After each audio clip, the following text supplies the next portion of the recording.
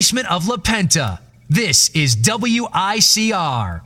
Hello, Iona College. Welcome back to the Sportsville. I am your host with the most, Jersey Joe, giving you a little sports update on the first day of classes. Thankfully, I only have one class today at 5 o'clock, so I have plenty of time to get tons of content in here today. Just did one segment, segueing it into sports, of course. Last night, the Cleveland Cavaliers defeating the Chicago Bulls 108-94. For people who listen to the show a lot, you know how much of a big Cleveland Cavalier fan I am. And last night was finally the win that we've all been waiting for. To me, there's no question it was the best defensive performance I've seen from the Cavs all year. I mean, just really locked in, especially on Kevin Love in that game. I really wanted to watch Kevin Love and see how he would play in this game, and he did not disappoint me one bit. I thought it was his best defensive performance of the year by far. He looked the most comfortable he has in a single game, just back and forth, playing defense, consistent. His feet looked very good. He was moving very well on that side of the ball, and that's all I want from Kevin Love. I know his numbers aren't what they normally are. He's had probably the hardest transition of anyone for this team, but you know what? I want to see defense because my philosophy is offense is a skill set, defense is a mindset. Your offense will always come back. It's the defense that you need to really grind it out on. And I think that's one message LeBron's always stressed throughout his career to the young guys is you've got to grind it out on the defensive end because you will have an offensive skill set. Your offense will come along eventually, but you've got to be consistent on defense because that's what sets apart the champions in this league and the ones who don't win championships in this league. And it was very nice to see. Kyrie Irving, though, especially. I mean, Kyrie, I've thought, even when they had the little 6-game losing streak, has been unbelievable. I mean, I think in the beginning of the season, he really struggled with trying to learn when do I have to be that attacking, scoring guy, and when do I have to get my teammates more involved. I think he's really figured it out now. Like last night, 18 points, 12 assists, 4 rebounds, 2 blocks. You couldn't ask for a better stat line from Kyrie.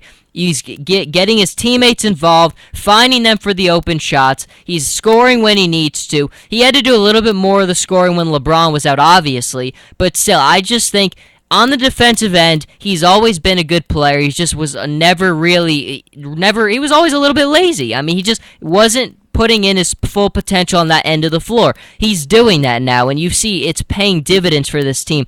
3-game winning streak. Now, look, the first win against the Lakers was nothing special. It's the Lakers, they're terrible, and it wasn't that impressive of a win.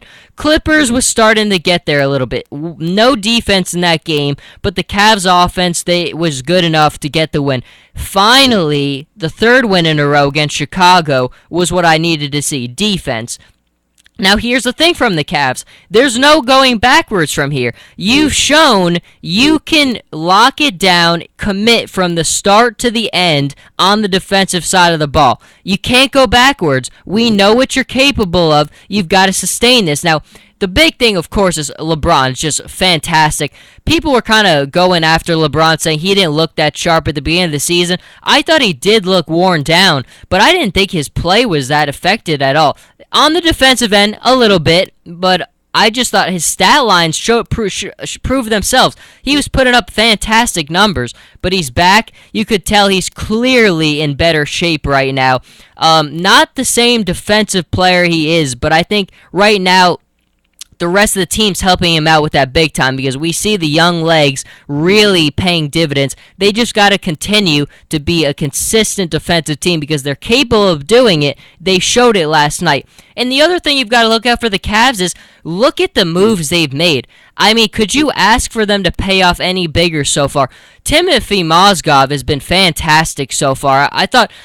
Losing a guy like Anderson Varejao is just brutal to any team. Just a guy on both. His production is just hard to lose. I mean, he's a guy who's a very consistent rebounder and offensive player, But Mozgov is a perfect guy they need because he's such a good rim protector. He's a very physical guy who's just going to fight you for every rebound he can. I think he's wanted to be on Cleveland since the summer, even when his name was linked to Cleveland. He's always wanted to be on this contending team playing with the best player in the world. You could just watch him on the court. He looks like he's happier than he's ever been in a long time with the Denver Nuggets. So it's very good to see there. And J.R. Smith, I was not a big fan. I thought he was just another Dion Waiters. I've never been crazy. I mean, he's always been an excellent streaky shooter, but I've never been a big fan of his immaturity. But look, when you're on a winning team and you're playing with the best player in the world, it changes a lot of things. He's done everything I could have asked for. I mean, he's been mature in situations.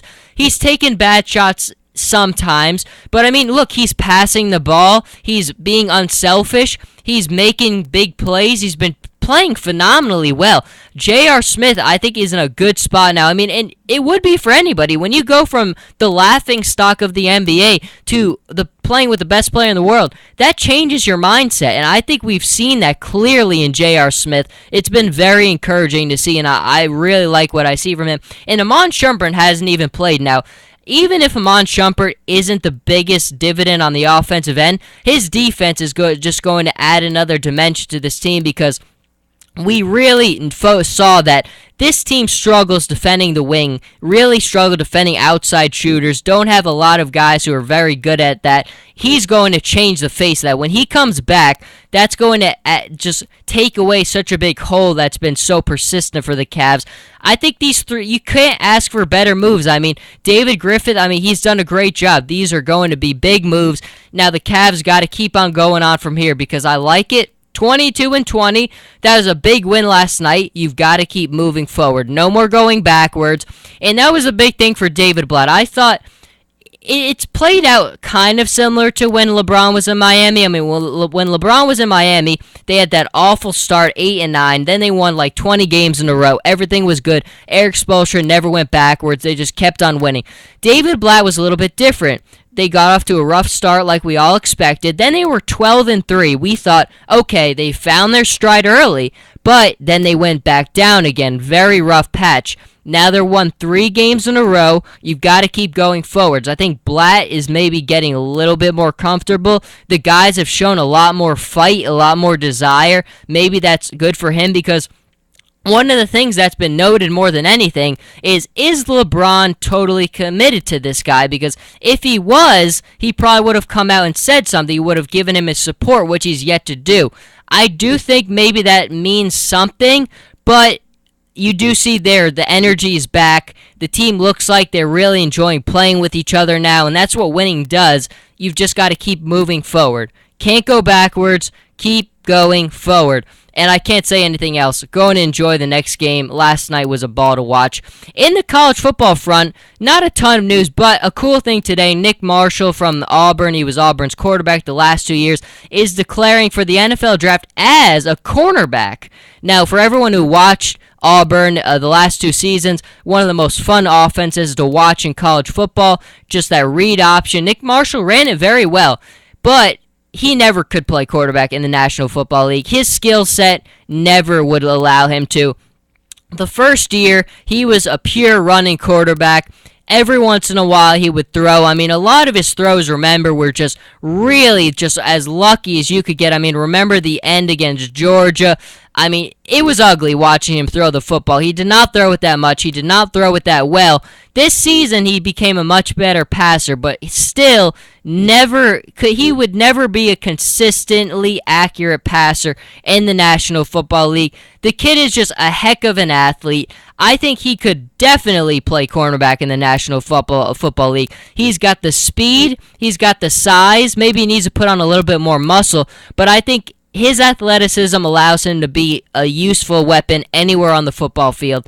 I think that you could maybe use him in clever plays on offense, but he could not be a quarterback in the NFL. You could just never could. I mean, from the second I first watched Nick Marshall, nothing ever said to me, this guy's going to be a quarterback in the National Football League. But he was a lot of fun to watch in college, did a lot of great things for the Auburn Tigers. He's going to be a heck of an athlete, and I would not hesitate for a second to draft him as a cornerback in the National Football League. So I'm very excited about it. I think it's a good decision on Nick Marshall's part because, look, sometimes we would see with guys who are unwilling to switch positions, and he's done a lot of good things in college, so he would have an argument for trying to make it in the National Football League maybe as a backup quarterback, but he's doing the smart thing. He's probably going to be, he could be a 4th-round pick. I think I've seen that's what he's projected to be around, and that's legitimate. I mean, look, in the NFL today, you need guys who are going to be able to really cornerbacks are a premium. When you have athleticism like he does,